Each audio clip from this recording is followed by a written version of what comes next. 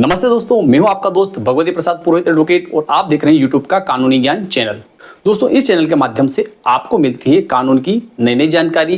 तो आपने चैनल को सब्सक्राइब नहीं किया तो चैनल को सब्सक्राइब कर दीजिए और इस वीडियो को लाइक कर दीजिए। तो दोस्तों, आज के वीडियो में हम समझने वाले हैं कि यदि किसी पुरुष की पत्नी जानबूझकर बगैर किसी पर्याप्त कारण के अपने पियर अर्थात अपने मायके बैठी हुई है और अपने पति के साथ नहीं रहना चाहती है, तो ऐसी स्थिति में उस पत्नी का पति उस महिला को अपने साथ रखने के लिए किस प्रकार से और कहां कार्यवाही कर सकता है। इसी प्रकार से यदि किसी पति ने बगैर किसी कारण के अपनी पत्नी को छोड़ रखा है, तो ऐसी स्थिति में जिस महिला को उसके पति ने बगैर किसी कारण के छोड़ रखा है, वह महिला अपने पति के साथ रहने के लिए किस प्रकार से कहां कार्यवाही कर सकती है। तो देखिए दोस्तों, अगर किसी महिला को उसके पति ने जानबूझकर बगैर किसी कारण के छोड़ रखा है, तो ऐसी स्थिति में जिस महिला को उसके पति ने जानबूझकर बगैर किसी कारण के छोड़ रखा है, वह महिला हिंदू विवाह अधिनियम की धारा 9 के तहत जिला न्यायालय या कुटुंब न्यायालय में अपने पति के विरुद्ध दावा प्रस्तुत कर सकती है और न्यायालय से निवेदन कर सकती है कि उस महिला के पति ने उसे बगैर किसी कारण के छोड़ रखा है, जिसके कारण पत्नी दाम्पत्य सुखों से वंचित है।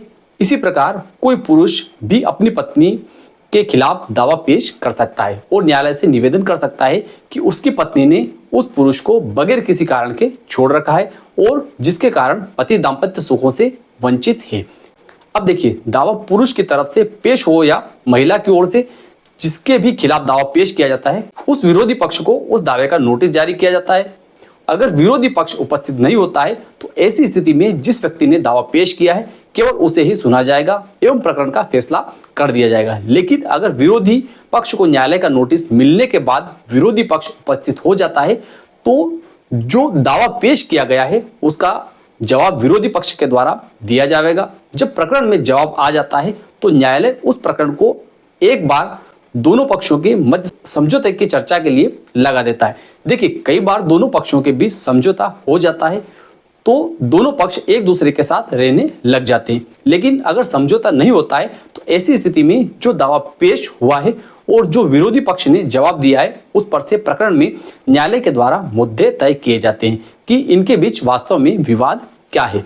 जब प्रकरण में मुद्दे तय कर दिए जाते हैं, तो उसके बाद जिस व्यक्ति ने दावा पेश किया है उसके बयान होंगे। दावा पेश करने वाले व्यक्ति अपने बयान में बताता है कि उसने दावा क्या पेश किया है और वह न्यायालय से क्या सहायता चाहता है।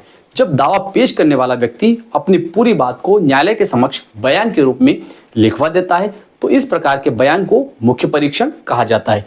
मुख्य परीक्षण के बाद विरोधी पक्ष का वकील दावा पेश करने वाले व्यक्ति से जिरह करता है, जिसे प्रतिपरीक्षण कहा जाता है। अर्थात विरोधी पक्ष का वकील दावा पेश करने वाले व्यक्ति को झूठा साबित करने का प्रयास करता है और वास्तविकता को न्यायालय के सामने लाने का प्रयास करता है। अर्थात विरोधी वकील कानून के दायरे में रहकर दावा पेश करने वाले व्यक्ति से सवाल कर सकता है, जिनका जवाब दावा पेश करने वाले व्यक्ति को देने जरूरी रहते हैं।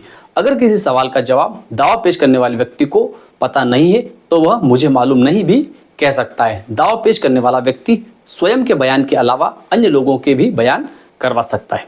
इसी प्रकार से विरोधी पक्ष को भी अपने बयान देने का अवसर प्राप्त होता है।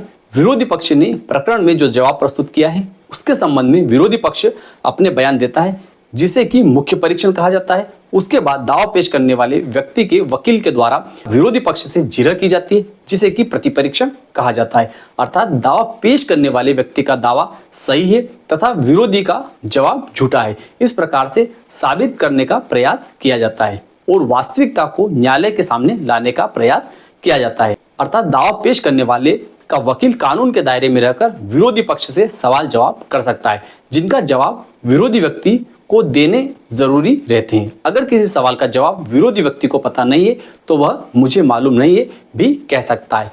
विरोधी पक्ष स्वयं के बयान के अलावा अन्य लोगों के भी बयान करवा सकता है।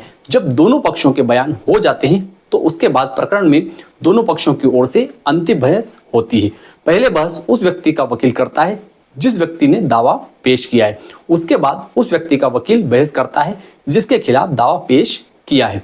उसके बाद एक बार फिर से दावा पेश करने वाले व्यक्ति को बहस करने का अवसर प्राप्त होता है। इस प्रकार से जब अंतिम बहस हो जाती है, तो तो उसके बाद न्यायालय के द्वारा उस प्रकरण को फैसले के लिए नियत कर दिया जाता है। अगर जिस व्यक्ति ने दावा पेश किया है, चाहे वह महिला हो या पुरुष हो, वह केस जीत जाता है या जीत जाती है, तो ऐसी स्थिति में उस जीते हुए केस का पालन वही न्यायालय करवाएगा जिस न्यायालय ने फैसला दिया है।